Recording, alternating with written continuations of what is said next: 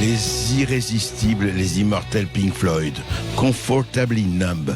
Ça veut dire confortablement silencieux, idiot, muet, je ne sais pas, mais on se demande effectivement où on est. Et il y a eu deux histoires hier étonnantes, deux faits. Eh bien d'abord, une tribune signée par plus de 270 scientifiques, dont le professeur Perron, le professeur Toussaint, Toubiana et autres.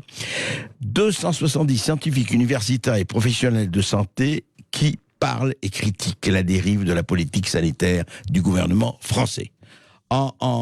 Sur l'essentiel, qu'est-ce qu'ils disent ? Ils disent « L'idée d'une deuxième vague reproduisant le pic de mars-avril 2020 n'est pas un constat empirique. C'est une théorie catastrophiste, issue de modélisations fondées sur des hypothèses non vérifiées, annoncées dès le mois de mars et ressorties des cartons à chaque étape de l'épidémie. » Oui, cette fameuse deuxième vague, qu'on nous annonce depuis des semaines et des semaines et des semaines.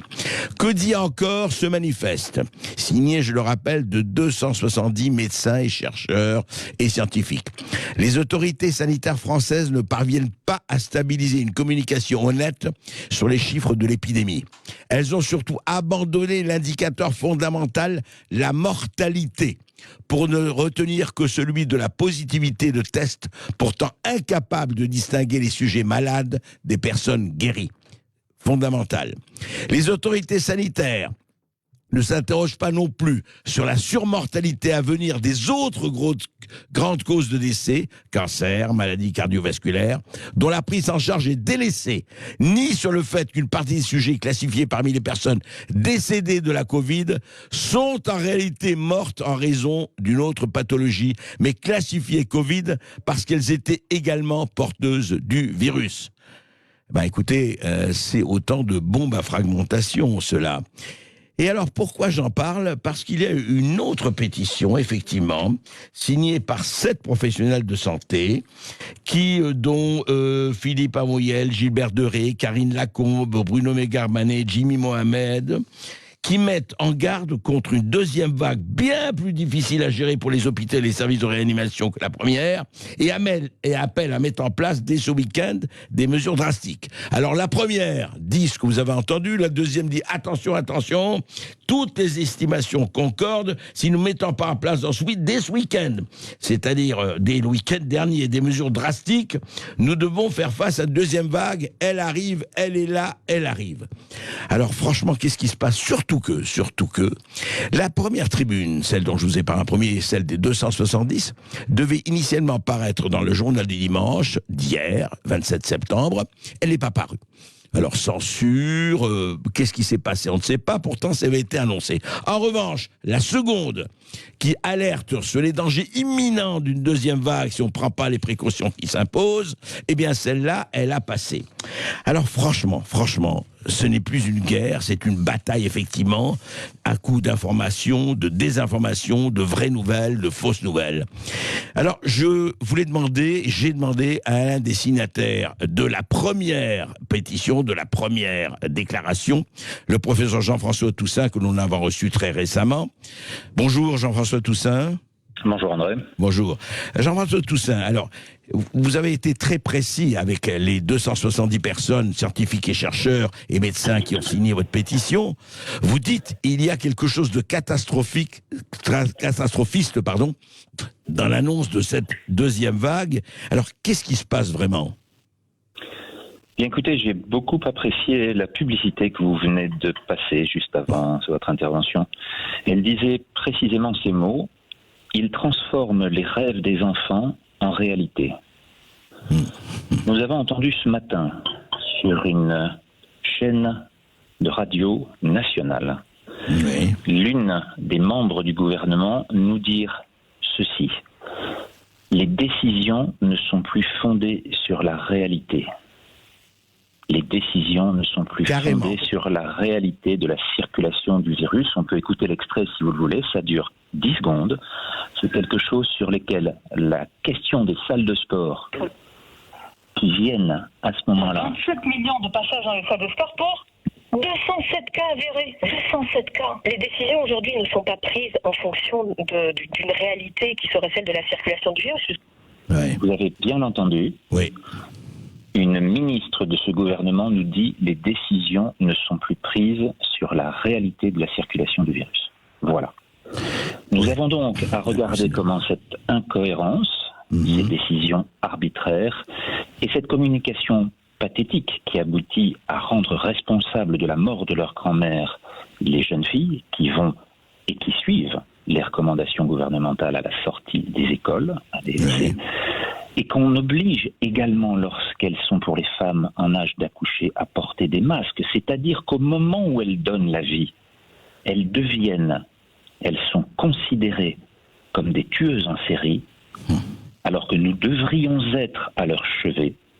Nous sommes dans une situation dans laquelle on ne comprend plus la capacité à déformer la réalité, si ce n'est pour passer dans un autre exemple de la presse papier cette fois-ci, ce week-end, la description de 16 000 nouveaux malades, je dis bien 16 000 nouveaux malades par jour, alors qu'il ne s'agit que de cas positifs.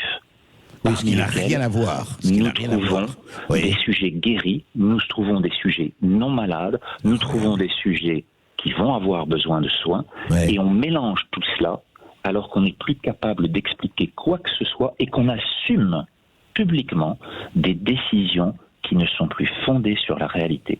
C'est exceptionnel. Et c'est, professeur Toussaint, d'ailleurs, écoutez de ce point de vue quand même aussi, et ça va dans votre sens, voici ce que disait Olivier Véran sur le nombre de morts déclarés, donc Olivier Véran, ministre de la Santé, devant la commission d'enquête du Sénat sur la gestion de l'épidémie du corona, bien sûr, jeudi 24 septembre. Écoutez. Nous avions déclaré 30 000 morts. À l'époque, ça faisait 15 jours que les gazettes se faisaient l'écho de morts cachées à domicile. On avait même vu des études faites par je ne sais quelle structure disant qu'il y avait 10 000 morts cachées à l'hôpital. Résultat des courses, quand vous comparez la mortalité sur la période de la première vague versus la même période les années précédentes, on aurait dû attendre à ce qu'il y ait 20 ou 25 000 morts et nous en avons déclaré 30. Donc ça veut dire que non seulement il n'y a pas eu de mort cachée, mais que probablement qu'un certain nombre de personnes qui sont décédées porteurs du Covid ne sont pas nécessairement décédées du Covid. Voilà. Encore, c'est fabuleux. Véran. Donc, on a compté comme morts du Covid des gens qui ne sont absolument pas morts du Covid, si je comprends bien. C'est à peu près le cas pour au moins un tiers de la mortalité en Grande-Bretagne. C'est une étude d'Oxford qui a été mise en avant cette semaine pour montrer que ce cas-là ne distinguait plus les personnes qui avaient, au décours d'une contamination par le Covid, déclenché des symptômes gravissimes du Covid conduisant à leur décès, par rapport à des patients qui étaient, par exemple, porteurs d'une maladie d'Alzheimer très avancée et qui décédaient de leur pathologie, déstabilisés par le dernier virus porteur présent dans l'environnement, et dont en 2 jours, finalement, cet épisode venait terminer leur parcours. Cette capacité à intégrer dans les mortalités Covid des patients qui ne sont décédés qu'avec le Covid, mais pour de toute autre cause, représente une mortalité très importante actuellement par rapport aux 31 000 décès identifiés actuellement. Je rappellerai simplement qu'hier, alors qu'on nous a annoncé une exponentielle dans 15 jours, c'est-à-dire maintenant, qu'on nous a annoncé tous les 15 jours depuis le mois d'avril, l'exponentielle nous a donné les chiffres suivants. Nous étions vendredi, il y a 10 jours, à 123 décès, nous étions à 78 mardi, à 53 jeudi, et hier, dimanche, à 27 décès pour toute la France, 0 décès en Outre-mer. 0 décès en Outre-mer. Voilà les chiffres actuels, et dont on nous dit qu'ils sont les prémices d'une envolée identique à la vague du mois de mars et d'avril, ce qui n'est absolument pas le cas. Mais alors, professeur Toussaint, juste un mot, c'est quoi? C'est pire, c'est plus que de la désinformation, c'est carrément une propagande complètement catastrophiste, mais grave. Eh bien, il y a un certain nombre d'éléments qu'il faut prendre en compte. Et une fois de plus, lorsque les ministres l'assument complètement, comme c'est la citation que vous venez de donner du ministre de la Santé, comme c'est le cas aussi dans cette même entretien, dans cette même audition au Sénat jeudi, lorsqu'il dit que les masques en extérieur ne sont pas utiles. il le dit de la même façon, c'est-à-dire que c'est ce que l'on a vu cet été, on a vu décupler le nombre de tests positifs alors que l'on venait de mettre en place l'obligation de masque pour tout le monde en milieu extérieur.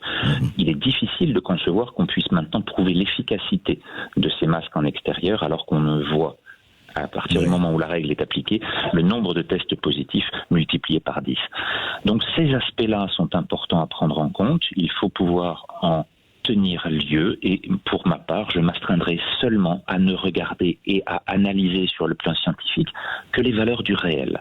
La réalité s'imposera de toute façon à nous, quel que soit le chemin par lequel cette épidémie continuera son lot. Je rappelle qu'elle a diminué de 50% en Amérique du Sud et en Amérique centrale, qui étaient les deux plus grands foyers mondiaux cet été, et qu'elle est maintenant stabilisée en Inde à raison d'une mortalité continue depuis 15 jours. C'est d'ailleurs le cas aussi en Espagne, alors qu'on nous avait dit là encore que cette mortalité allait être exceptionnellement élevée, avec à nouveau une envolée exponentielle, et c'est valable de la même façon en Europe, alors que nous avons connu 147 décès hier pour toute l'Europe. Merci professeur Toussaint de vous en tenir à la réalité. Nous aussi on essayera de nous en tenir, et pour les autres, mentez, il en restera toujours quelque chose, mais nous tâcherons effectivement de limiter les dégâts.